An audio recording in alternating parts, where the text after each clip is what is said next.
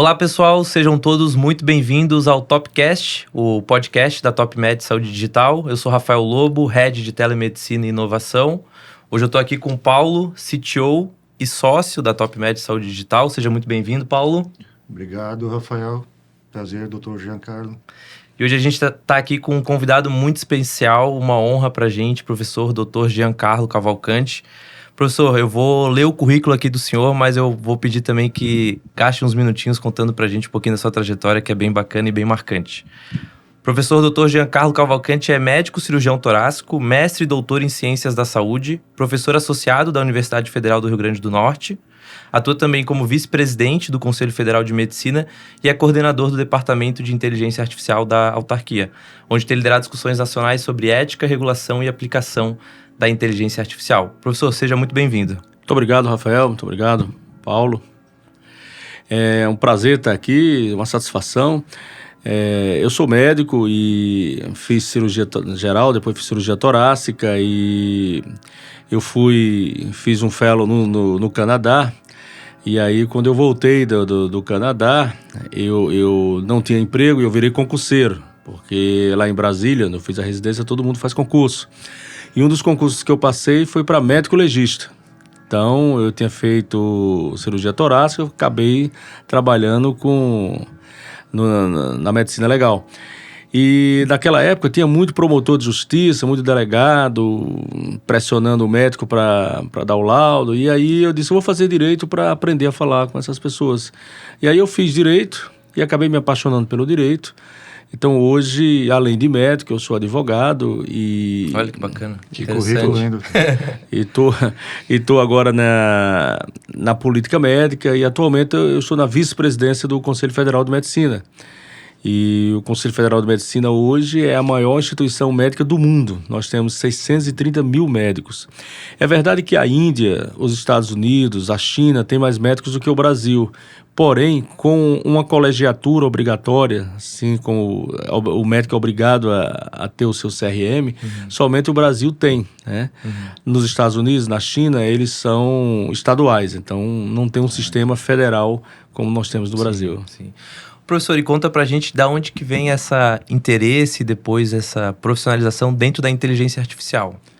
Eu sempre fui aficionado por tecnologia. Então, quando a inteligência artificial se popularizou, então obviamente eu procurei conhecer mais. Eu já vinha de uma formação, por exemplo, eu sou da época ainda do Basic, do COBOL, do Fortran. Então, eu sempre gostei de programação de computador. Então, quando eu vi essa interface entre inteligência artificial e medicina, eu me interessei e passei a estudar e hoje eu trabalho com isso. Perfeito, professor. Adentrando no tema, então, da inteligência artificial, para a gente falar sobre isso de fato, eu queria começar primeiro perguntando para o professor uma visão sobre a maturidade da inteligência artificial hoje no Brasil. Eu vi que o professor fala em diversas palestras sobre o AI washing, que é o pessoal utilizar de artifícios para fazer a ferramenta de inteligência artificial ficar vendável, mas na verdade ela não entrega muita coisa, são só diversos produtos vendendo a mesma coisa ali, né? E eu queria saber do professor se existe realmente uma aplicabilidade prática hoje no cenário da saúde, que a gente consegue encontrar de fato transformando e trazendo impacto, ou a gente está muito na perfumaria e no entusiasmo dentro do Brasil quando se fala em inteligência artificial? Então, apesar de existir no Brasil ainda o AI washing, que são aqueles produtos que são vendidos como se fossem dispositivos de inteligência artificial e que realmente não são, nós temos sim hoje uma certa maturidade na área da saúde, que vai desde o prontuário eletrônico até mesmo a questão do diagnóstico por inteligência artificial. Então, no Brasil nós temos centros de excelência, temos centros de pesquisa como o Inova HC, lá em São Paulo, que tem muitas startups fazendo esses produtos e a gente já encontra assim na maior parte dos hospitais, lamentavelmente na maior parte privada, no serviço público ainda está iniciando isso aí, mas eu acho que é uma tendência, não há como fugir da inteligência artificial na área da saúde, porque isso é uma tendência que só cresce. Eu acho que como qualquer tecnologia nova, E a inteligência artificial é muito disruptiva, né? Ela veio mudar realmente o mercado. Claro, no começo demora, né? É uma adoção que precisa quebrar barreiras, precisa desenvolver confiança, né? Segurança para todo mundo. E eu acho que a gente está no início, né? Se a gente for pegar aí os últimos adventos, fazem 4 anos que a gente fala mais a fundo sobre isso, né? E de lá para cá já mudou tanto, né? Mudou, e cada vez é mais rápido, né? A gente vai acompanhando as tecnologias que surgiram nas últimas décadas, cada vez a adoção é mais rápida, né? E é assustador como está sendo rápido com a inteligência artificial.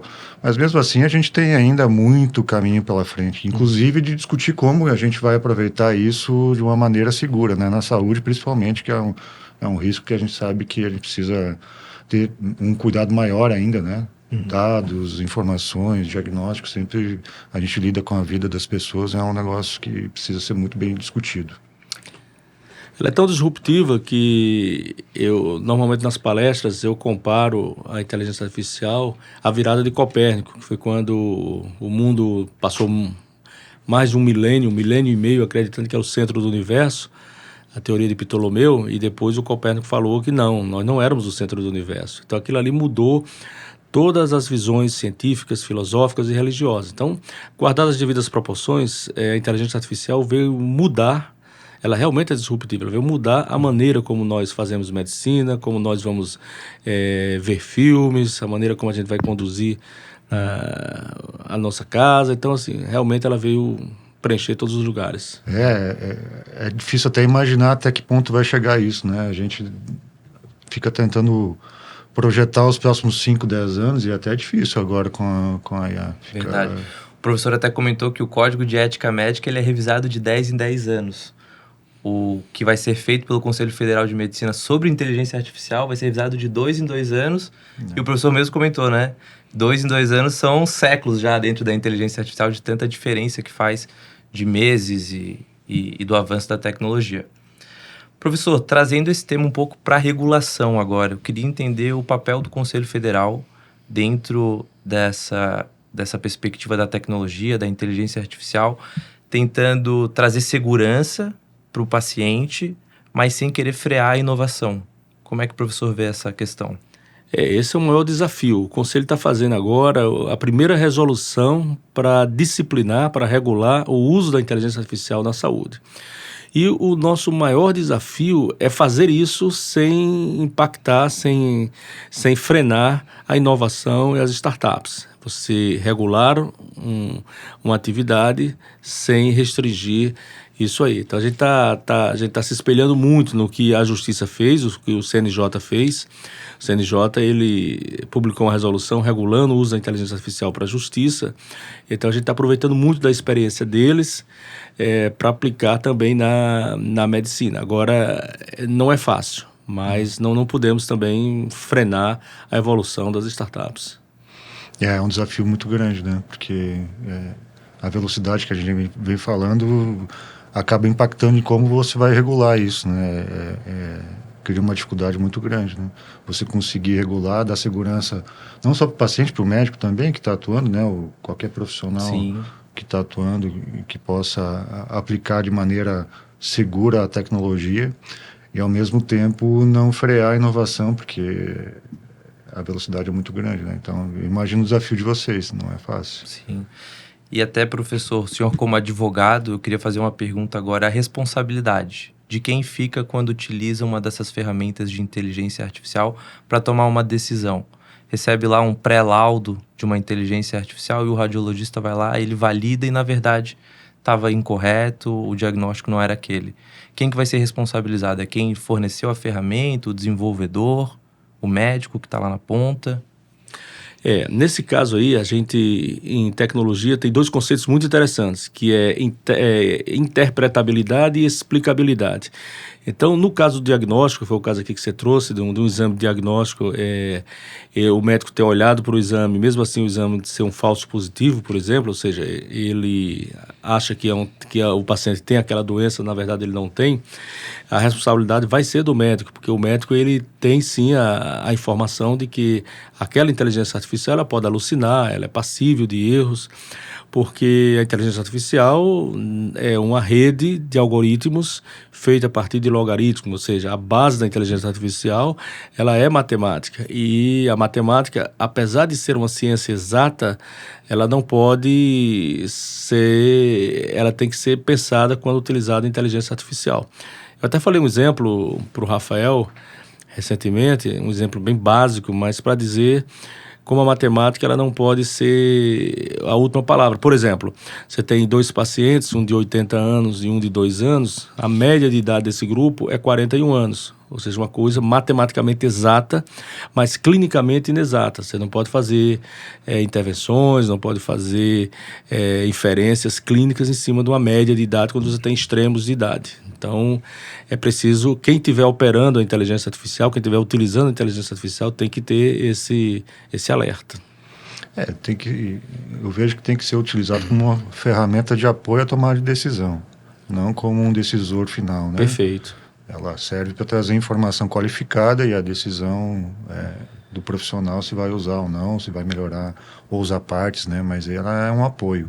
Exatamente, esse raciocínio é perfeito, até mesmo porque na resolução do Conselho provavelmente será proibido alguns tipos de inteligência artificial em saúde, como por exemplo sistemas autônomos, aqueles sistemas que podem agir sem nenhuma supervisão humana, então isso aí é muito perigoso. Perfeito. O professor também sempre destaca o letramento, né, em saúde digital, e inteligência artificial não foge disso. Eu queria entender, professor, o que o senhor acha de requisitos mínimos para um profissional de saúde, médico, enfermeiro, técnico de enfermagem, nutrição, em inteligência artificial e em saúde digital. O que o senhor acha que são requisitos mínimos para esse profissional ter esse letramento e conseguir conviver com a tecnologia e não ficar para trás? Exatamente, eu sempre falo na necessidade de fazer esse letramento para quem usa a inteligência artificial. Então, obviamente que um enfermeiro, um médico, ele não precisa entender de programação, ele não precisa saber Python, não precisa saber C++, mas ele precisa saber aquela ferramenta que ele está utilizando e quais são as possíveis consequências daquilo ali. Por exemplo, prontuário eletrônico, você trabalhar com 2 janelas ou 3, 4 janelas abertas, pacientes diferentes, vamos supor, o médico está lá fazendo a prescrição, tem 3 janelas abertas. Então, isso aí, ele tem que estar atento, porque de repente ele pode prescrever determinado fármaco, achando que está prescrevendo para o paciente A, quando na verdade ele está no paciente C. Sim. Então já existem travas para que evitam você abrir várias janelas ao mesmo tempo. Então ele precisa saber, o letramento ele precisa saber quais são, o que é que ele está usando, quais são os perigos daquilo ali e o que ele tem que fazer para evitar isso aí. Então esse é o letramento básico para quem utiliza isso aí. Ele não precisa ser um desenvolvedor, ele não precisa saber como é que aquilo ali foi feito, mas ele precisa entender, interpretar e explicar os resultados.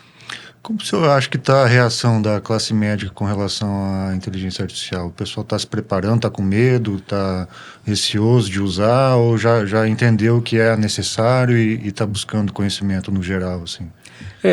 Isso varia muito de acordo com a faixa etária. Os médicos, vamos chamar assim, 40 a mais, eles têm uma resistência ainda muito grande à inteligência artificial. Os médicos mais jovens, não, eles trabalham melhor e aceitam melhor a inteligência artificial. Agora, eu sempre falo para os médicos que isso é uma mudança irreversível. Então, é irreversível que eles têm que se adaptarem, porque quem não se adaptar, quem não trabalhar com inteligência artificial, corre o risco de ficar para trás, de perder posto de trabalho, posto de serviço. Então, é uma coisa irreversível. Sim, perfeito. Tem até uma fala que tem sido muito divulgada na internet hoje em dia, que é a inteligência artificial passou de need to win, ou seja, necessário para ganhar, para need to play. Então, quem não está na inteligência artificial, não está aprendendo, não está tendo esse letramento digital e aplicando na prática clínica, ele vai ficar para trás e, variavelmente, ele vai ser substituído. Então, eu até queria perguntar para o professor sobre a substituição do médico e a inteligência artificial. Será que um dia algumas profissões, alguns postos, algumas especialidades específicas serão substituídas, professor? Olha, a relação médico-paciente, eu acho que nada substitui. questão do toque, da conversa. Isso é muito comum hoje, quando o paciente chega para o médico, ele já visitou o ChatGPT, já visitou o Google, então ele já chega tendo uma noção, né, embora leiga, mas uma noção do que ele tem, né? Então, aí é que entra a relação médico-paciente. Essa não substitui, e a gente vê isso muito claramente naqueles aplicativos, né, que tendem a tratar a saúde mental. Eles são importantes para fazer triagem, para dar uma ajuda inicial, mas sempre o contato físico, a relação médico-paciente é importante. E até hoje nenhum aplicativo para a saúde mental foi completo, ou seja, dispensando a necessidade de um contato mais pessoal. Essa é uma discussão que volta e meia aparece em debates, né? Mas eu acho que a gente está tão longe disso e nem sei se um dia uma parte disso vai acontecer. E no final eu acho que ela atrapalha um pouco a discussão, porque gera um certo receio em quem não conhece muito a fundo. Então, eu acho que a gente deve sempre focar mais nos ganhos que a IA vai trazer, né? Como suporte, sempre como suporte. É uma ferramenta para ajudar o profissional. E é nessa linha que a gente vai ter os ganhos esperados, né? Essa sua linha de pensamento é muito importante, porque tem sempre aqueles apocalípticos que vai dizer que não vai ter mais emprego para médico, que a inteligência artificial vai acabar com tudo, tal, mas não é bem assim. Eu acredito que isso aí não vai acontecer. Até, na verdade, acaba desburocratizando, tirando processos formais ali que o médico às vezes perdia muito tempo, para de fato voltar para o âmago da profissão, que é o olho no olho, o contato humano, o acolhimento, né? Que por vezes acabou sendo um pouco relativizado com tanta burocracia, e hoje, com a inteligência artificial e com as novas tecnologias, com certeza desburocratiza e traz mais contato olho no olho e acolhimento ao paciente, né? Isso. Como o Paulo falou, a gente tem que ver as coisas boas. Hoje, o médico ele pode ter mais tempo para conversar com o seu paciente, porque aquele tempo que ele passava escrevendo ou digitando a queixa do paciente, a história clínica do paciente, hoje o computador, a escuta por inteligência artificial já transcreve isso aí, e ele fica com mais tempo para ficar olho no olho do paciente, conversar com o paciente, né? E esse é justamente o profissional que eu acho que vai sair na frente, que ele vai usar a IA justamente para questões mais burocráticas e ter o tempo necessário para conversar com o paciente, para ter estabelecer melhor essa relação médico-paciente, aí vai ter um ganho muito grande. É justamente nesse tipo de coisa que a gente vai ver o diferencial, né? E aí os profissionais mais humanizados, entre aspas, assim, que tenham mais zelo pela relação médico-paciente, esses profissionais vão se sobressair. Com certeza, com certeza. Professor, eu queria mudar um pouquinho o direcionamento do nosso bate-papo para falar um pouco sobre inovação, e queria falar também com o professor sobre como o senhor tem enxergado os outros países em relação à inovação na saúde. Sei que o professor ele acaba viajando o mundo inteiro e conhecendo pessoas do mundo inteiro. Eu queria saber, o Brasil está para trás em relação à tecnologia e inovação na área da saúde? O professor vê que a gente tem algum tipo de relevância? Não, o Brasil não está tão para trás, não. É óbvio que se você perguntar qual é o país que tem mais inovação no mundo, é a China. Por quê? Porque lá não tem regulação nenhuma. Você pode fazer qualquer coisa sem a necessidade de validação, muitas vezes. Então, talvez esse descontrole estatal para a tecnologia, estou falando, então eles saem na frente.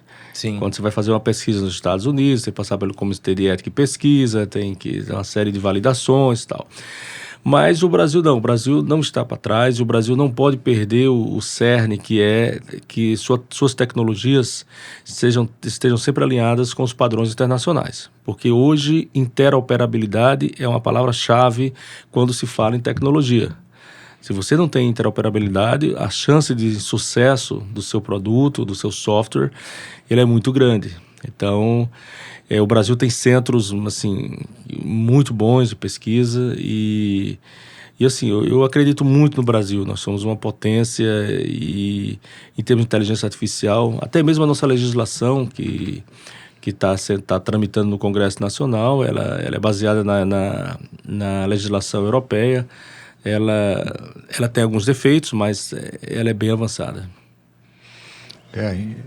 Em eventos que eu tenho participado também fora do país e nos Estados Unidos, alguns dos maiores eventos de inovação em saúde, a gente não vê tanta coisa tão diferente do que está acontecendo aqui. E se vê, logo depois a gente acaba encontrando startups aqui lançando. Então a gente realmente, apesar de não ter o poder de investimento que tem os Estados Unidos, por exemplo, a China, com toda a sua capacidade, seja desregulada ou não, mas eles têm uma capacidade muito grande, a gente não fica tão atrás.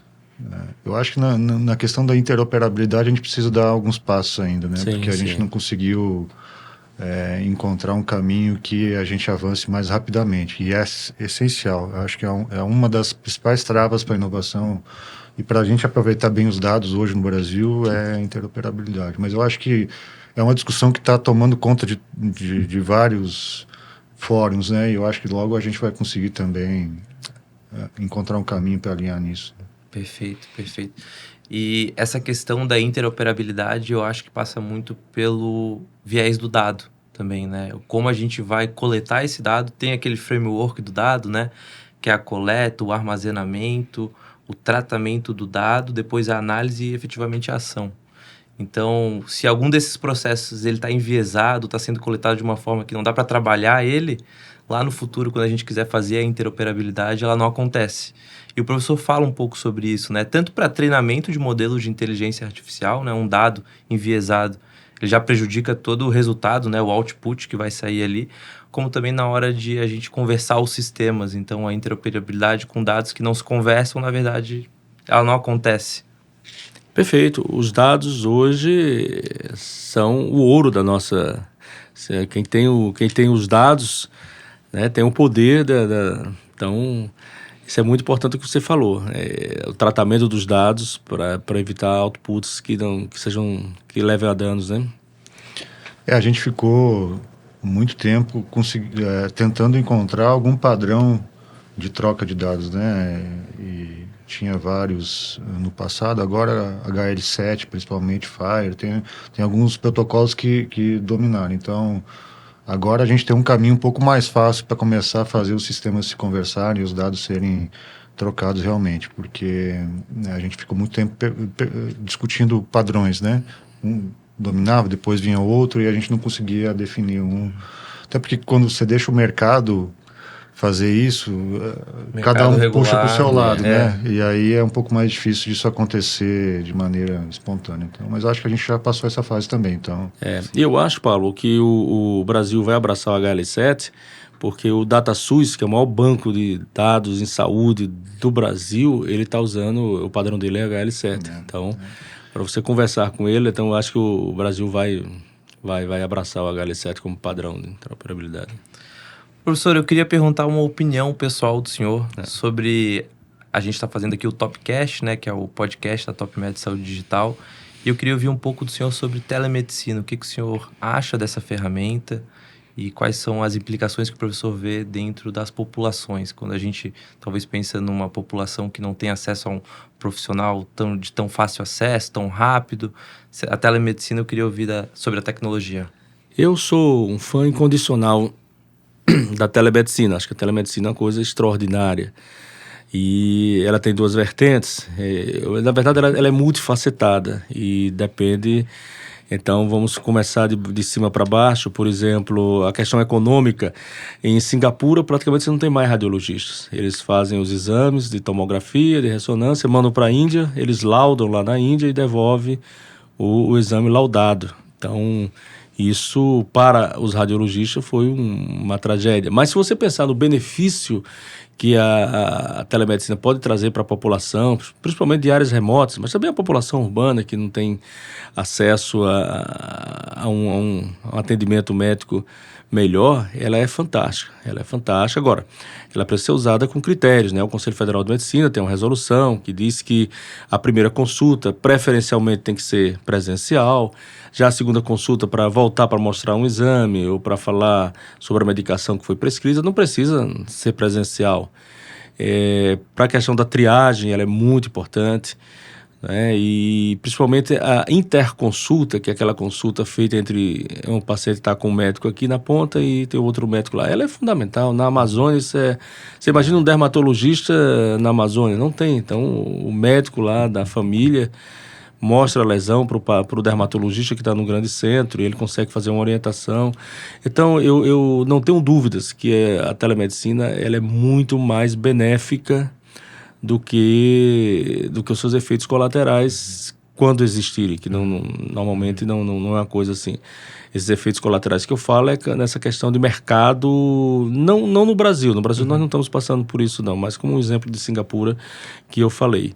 Mas eu sou um fã incondicional da telemedicina, eu sou pesquisador nessa área, estou desenvolvendo um produto de inteligência artificial, para inteligência artificial nessa área, então eu acho uma coisa fantástica, sou fã incondicional e é uma tendência também. E agora, com a inteligência artificial, é provável que ela seja incrementada muito mais, né? A inteligência artificial vem potencializar a telemedicina, né, a telesaúde no geral, porque acaba trazendo mais dados. A gente pode coletar mais dados na ponta e trazer para o médico na outra ponta conseguir fazer uma consulta mais qualificada ainda, né? E a gente está falando de áreas remotas, mas mesmo em grandes centros, né? A dificuldade do trânsito hoje em dia e tudo mais, né, que a gente tem, então facilita muito em todas as áreas. Se você pega um estado como o nosso aqui de Santa Catarina, que tem um bom sistema de saúde, inclusive no interior, mas mesmo assim você vê toda hora nas maiores cidades um monte de ambulância vindo trazer pacientes do interior para fazer, às vezes, consultas simples, né? Com um especialista que poderia, em alguns casos, ser feito acompanhamento à distância e tudo mais. Então, tem um ganho sempre. E sabe outra coisa que às vezes a gente esquece de falar quando fala em telemedicina? É o telemonitoramento. Isso é fantástico, é fundamental. Você poder monitorar um paciente à distância, poder identificar uma arritmia. Eu falava recentemente com o Rafael sobre um produto que uns colegas do Rio de Janeiro eles desenvolveram. É uma cinta para mulheres grávidas que consegue medir 8 parâmetros, né? Batimentos fetais, movimentos fetais, glicemia da mãe e tal. Então já imaginou que coisa? Então, à distância, a paciente tanto tem esses dados no celular dela, como o médico assistente tem acesso a esses dados. Então, isso e o enriquecimento do dado, quanto mais dado a gente coleta, melhor fica, melhor a gente treina as inteligências artificiais para apoiar a decisão clínica lá no futuro. Então gera muito mais segurança no final dessa cadeia, né? Mais dados coletados, melhor o treinamento e apoio à decisão clínica muito mais assertiva, né? Sim. A gente estava antes falando sobre o Brasil em relação aos outros países. Eu acho que na parte de monitoramento, com wearables e dispositivos que coletam dados, a gente ainda está um pouco atrás. A gente tem algumas dificuldades de logística, um país muito grande.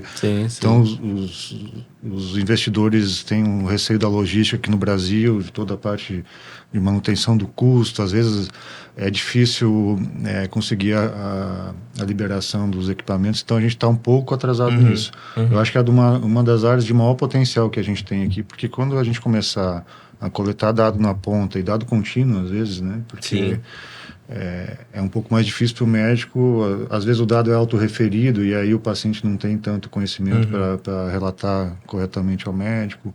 Ou é um dado que ocorre sazonalmente, aí o paciente não percebe. Isso com o monitoramento contínuo, você consegue pegar com muito mais acurácia, né? E isso vai trazer um benefício muito grande no monitoramento de pacientes, principalmente os crônicos, né? Que são os sem dúvida. Os pacientes crônicos hoje, além de um problema de saúde, é um problema econômico também. Né? Com certeza. Isso até puxa um gancho para falar um pouco sobre medicina preventiva, né? A gente hoje trabalha muito com a reação, medicina reativa. O paciente ele entra no pronto-socorro já com um problema. Quando a gente começa a monitorar ele de forma contínua, a gente começa a prever o risco de, às vezes, acontecer algum evento adverso e consegue mitigar esse risco, né? Então, a medicina preventiva, eu acho que ela tem bastante espaço no mundo, e no Brasil a gente pode liderar esse movimento também. Claro que existe toda uma reformulação de mindset da área da saúde como um todo, né? A gente está muito acostumado, e até a nossa formação é muito medicina reativa, mas eu acredito que essa coleta, esse monitoramento contínuo vai trazer muito mais poder de gestão, né? De gerir esse paciente de uma forma preventiva e não reativa. Sem dúvida. Há uma coisa que os economistas chamam de economia prateada, que é a economia das pessoas 60 mais. Então, você imagina dispositivos de telemedicina para monitorar esse segmento da população que estão vivendo cada vez mais e cada vez melhor. Sim, com mais qualidade. Com mais qualidade de vida. Então, temos aí um campo de aplicação gigante, né? Perfeito. E como bem o professor colocou, é um benefício também econômico, muito, né? Porque cada vez mais a população está vivendo bem e produzindo, né? Continua produzindo ao longo da vida. Então, a gente vai ter que repensar muita coisa a partir disso também, porque tem todo o sistema de previdência que está envolvido nisso, tem várias questões que são essenciais. Com certeza. Mas é um ganho enorme de qualidade de vida e de economia, né, para todo mundo. É uma questão de sobrevivência do Estado, porque, como você bem falou, a pirâmide está invertendo. Então, a questão previdenciária é uma questão muito grave. Sim. Cada vez menos pessoas contribuindo para uma população usuária muito maior, né? Sim. Então, essa questão da telemedicina e da inteligência artificial associada à telemedicina vai ser fundamental para isso aí. Eu queria fazer um parênteses aqui, porque a TopMed até fez um estudo sobre emissão de carbono e quanto a gente evita de emissão de carbono com o paciente sendo atendido por telemedicina.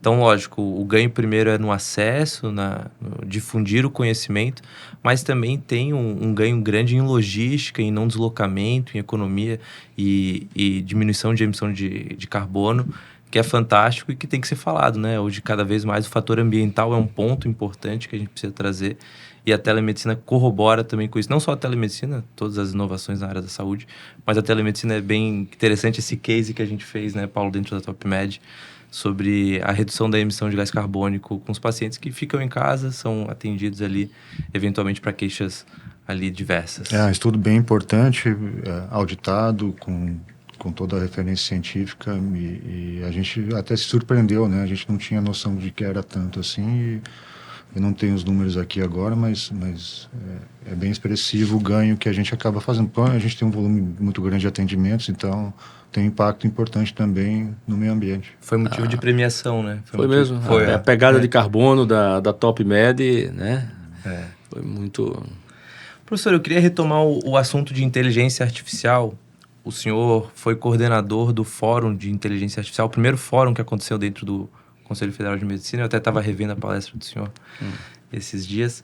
E o professor fala sobre 3 pilares fundamentais: a medicina de precisão, AlphaFold e os gêmeos digitais. O senhor poderia discorrer um pouquinho para a gente sobre esses termos, medicina de precisão, AlphaFold e gêmeos digitais? Sim, assim, como professor, eu gosto sempre de buscar uma maneira didática de falar isso para os alunos. Então, eu sempre falo que, se pegarmos tudo que existe de inteligência artificial na medicina, nós podemos separar em 3 grandes grupos, né? A medicina de precisão, que aí entra telemonitoramento, triagem, tudo, papapá. O AlphaFold foi uma ferramenta de inteligência artificial que veio mudar o mundo da proteômica, o mundo da pesquisa de laboratório. Ele é uma ferramenta que você informa a sequência de aminoácidos de uma proteína e ele dá a conformação espacial da proteína. Isso é uma coisa extraordinária, porque...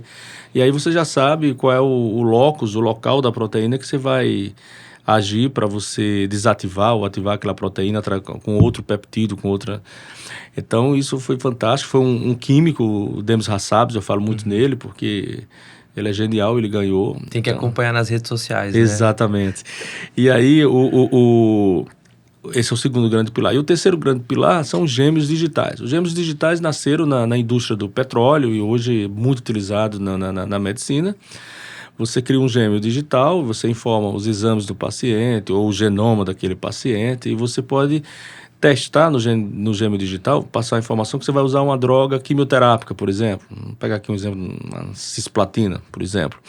E aí ele já vai dar uma resposta de como possivelmente aquele paciente vai responder aquela droga. Então, isso é uma coisa extraordinária. Então, você já vai poder Você pode fazer o teste, a simulação, antes de aplicar na prática, para saber se realmente vai ter o resultado. Sim, sim. E eu falei na aplicação de drogas, mas ele pode ser usado também para cirurgias de precisão também, se fazer no gêmeo digital. Então, o Digital Twin hoje, assim, é o grande terceiro pilar da inteligência artificial da medicina. Então, qualquer coisa você consegue encaixar num desses três pilares da medicina. Mas, assim, eu sou muito fã do AlphaFold porque foi uma sacada genial, né? Isso até que eu queria perguntar para o professor. O AlphaFold, o senhor acredita que no Brasil a gente consegue implementar essa tecnologia, integrar? A gente tem potencial para isso? Ou ainda falta uma integração entre academia, indústria, governo, para que efetivamente a gente aplique ela? O AlphaFold é uma ferramenta gratuita, ela está disponível. E agora sim, no Brasil há sim uma dissociação, hoje menos, mas ainda existe um grande abismo entre a academia e a iniciativa privada. Então, hoje você vê nos Estados Unidos, na Europa, grandes empresas, você vai na universidade, está lá a Pfizer, que está bancando aquele laboratório ali. E não há nada demais nisso. Eu sempre falo, um médico pode trabalhar para um laboratório, falar de uma droga? Pode, desde que seja transparente. Que ele declare o conflito de interesse dele. Eu sou speaker desse laboratório, eu sou funcionário desse laboratório, porque o conflito de interesse, ele não é crime em si próprio. A suposta infração é o conflito de interesse que não é transparente. Então, se eu sou um speaker de um laboratório, eu posso falar daquele, desde que eu seja transparente. Para isso, o Conselho Federal de Medicina publicou esse ano uma resolução, que é uma resolução que segue os padrões do Sunshine Act, que é a lei americana, que você tem um local lá na plataforma do CFM, que eu informo lá, Giancarlo, médico, trabalho por laboratório e tal. E aquela informação, ela é pública. Então, e não há nada errado nisso, pode trabalhar, você pode ser acionista de um laboratório, não há nada errado nisso. O importante é a transparência para evitar os vieses de comunicação que possam ocorrer quando você não sabe disso, né? Perfeito. Professor, hoje, no cenário atual, o médico ele não tem nenhuma base legal ou de regulação do Conselho Federal de Medicina para trabalhar com inteligência artificial. Nesse caso, como é que o professor orienta esse profissional? O que ele precisa se basear? Onde ele vai buscar essa informação para poder aplicar a inteligência artificial na prática? Isso nós não temos ainda, mas por pouco tempo, espero que ainda esse ano saia a resolução da inteligência artificial, mas ele pode se basear no Código de Ética Médica, né? Então, tá lá, tem artigos que diz que você tem que usar tudo que está ao seu alcance para o melhor do paciente, você não pode abandonar o paciente e deixar à mercê de um programa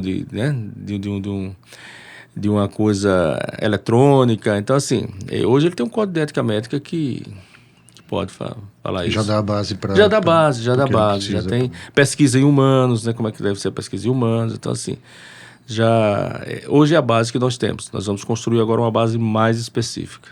Professor, se quiser também trazer alguma ideia, algo que o professor pensou, ou trazer algum case internacional, algo de interesse...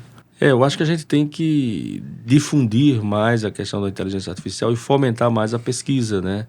Fomentar mais a pesquisa, porque isso é fundamental. Às vezes a pessoa tem uma grande ideia, mas não tem como desenvolver essa ideia. Então, essas incubadoras de startup eu acho muito interessante.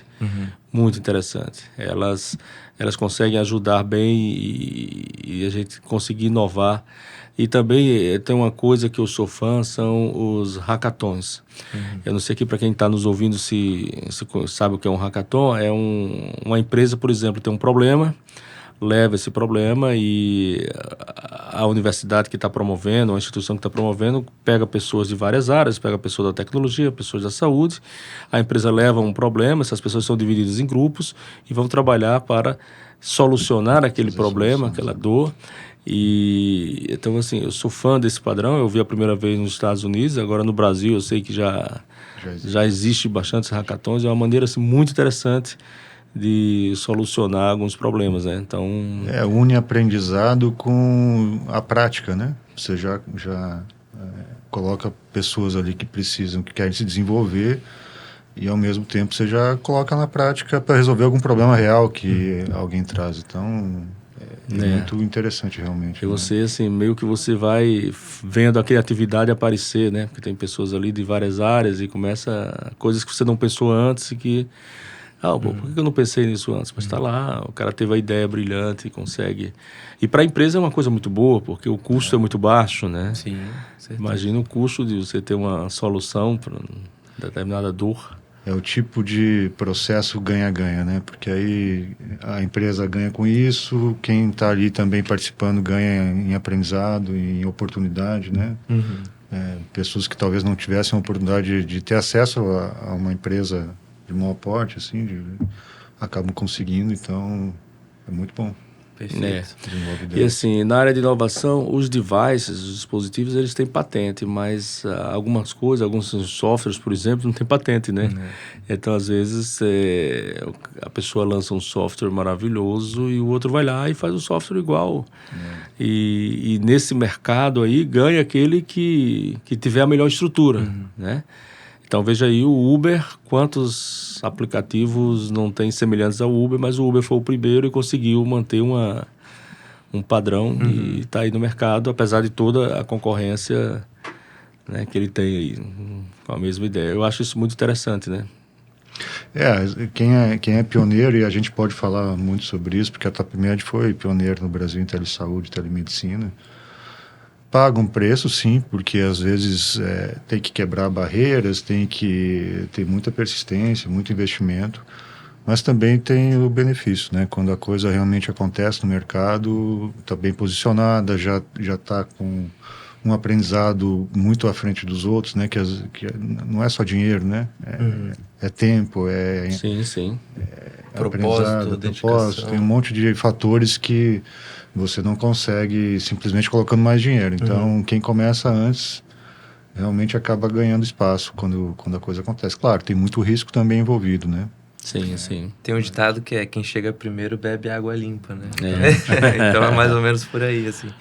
Quem resolve inovar, ainda mais no mercado de saúde, claro que respeitando todo o processo, acredito que tem mais chance de dar certo, né? E não falhar.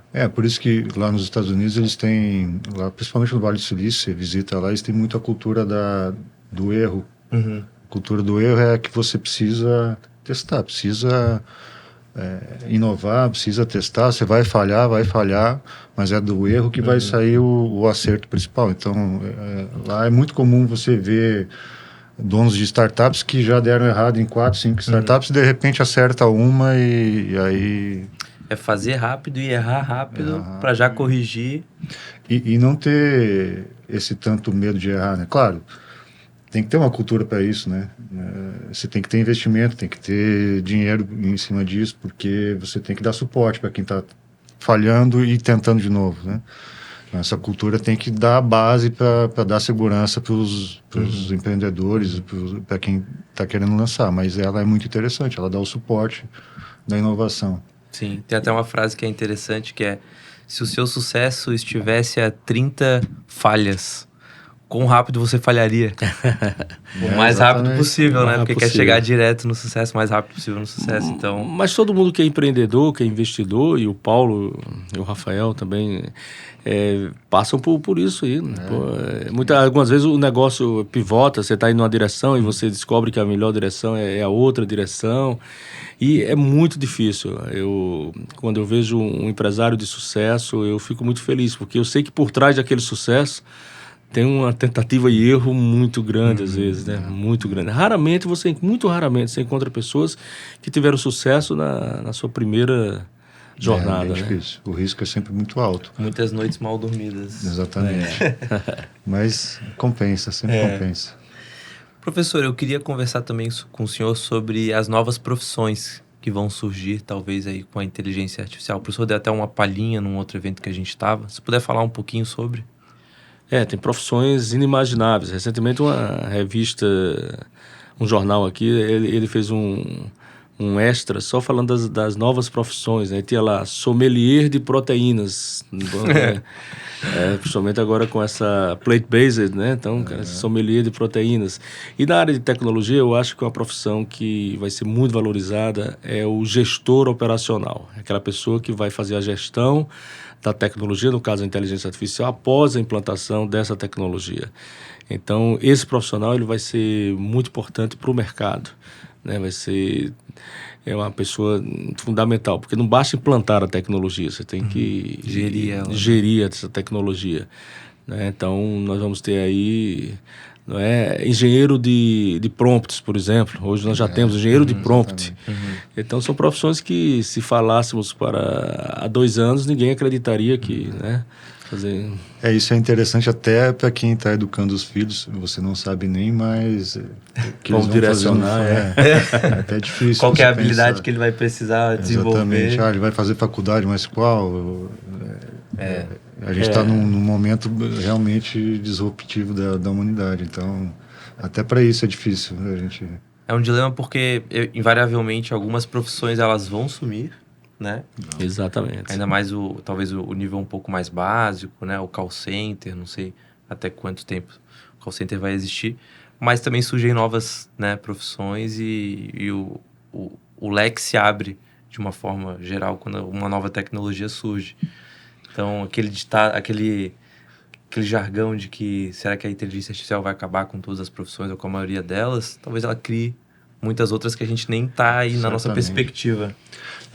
Isso sempre aconteceu, né? A diferença é a velocidade do que está acontecendo agora, né? Então, as coisas mudam muito rápido, muito mais E cada rápido. vez mais a entrega vai ser fundamental, porque hoje, principalmente no contexto, não da iniciativa privada, mas do público, mas também na iniciativa privada, você tem profissional que não entrega e está lá no emprego. No futuro muito próximo, se você não entrega, você está fora. Vai ficar muito claro, né? Vai ficar muito claro. Ou você entrega ou você está fora. Né? Professor, caminhando para o final aqui do nosso episódio sobre inteligência artificial, a gente acabou passando aí por bastante temas, acho que foi uma conversa bem produtiva para quem está nos ouvindo. Eu queria trazer uma pergunta um pouquinho desafiadora para o senhor. A inteligência artificial, existe um limite moral do uso da inteligência artificial no cuidado da pessoa? Até onde a inteligência artificial pode ir? No diagnóstico, conversando com o paciente? Existe um limite? Olha, existe. Hoje, algumas universidades, elas já têm uma disciplina da ética, da bioética tecnomoral, que é justamente as questões da moral, né, em relação à ética, né? E aí é muito importante porque ética e moral em tecnologia é diferente como nas outras áreas também. Ética é aquilo que nós somos obrigados a seguir. Então, a ética do advogado, a ética do médico. Ao médico não é facultada a opção de não seguir a ética médica, ele tem que seguir. Da mesma maneira para o advogado, para o engenheiro. Já a moral não, a moral ela é diferente, a moral são os nossos valores. Então, uma coisa que pode ser imoral para você pode ser totalmente moral para mim. Então, é neste ponto aí, nesse limite aí, no limite da moral, porque a ética você tem um código de ética que você tem que seguir, mas é no limite da moral que está os perigos do uso inadequado da tecnologia. Porque uma pessoa pode achar que está fazendo uma coisa boa, ou pelo menos tem uma visão diferente e está causando um grande mal à humanidade. Então, eu não sei qual é esse limite, mas ele precisa existir.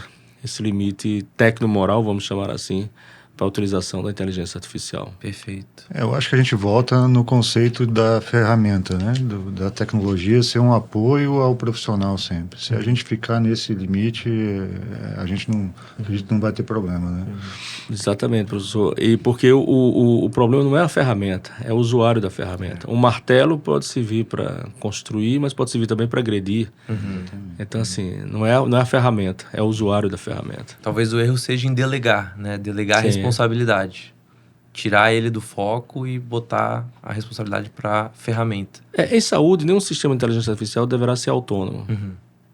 Né, sob risco, porque um dano em saúde é um dano muitas vezes irreversível. Então, esse é o princípio lógico. Então, a ferramenta autônoma ela não deve ser permitida.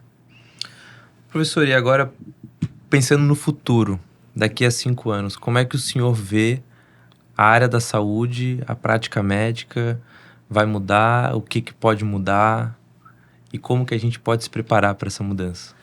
Um exercício de futurologia, assim, para daqui a 5 anos, com o crescimento da tecnologia, é muito difícil. Mas eu acredito que a medicina ela vai estar muito mais automatizada, os processos vão estar completamente mudados, né? E a relação médico-paciente vai ser cada vez mais valorizada. Ela será um patrimônio material da humanidade, podemos assim dizer.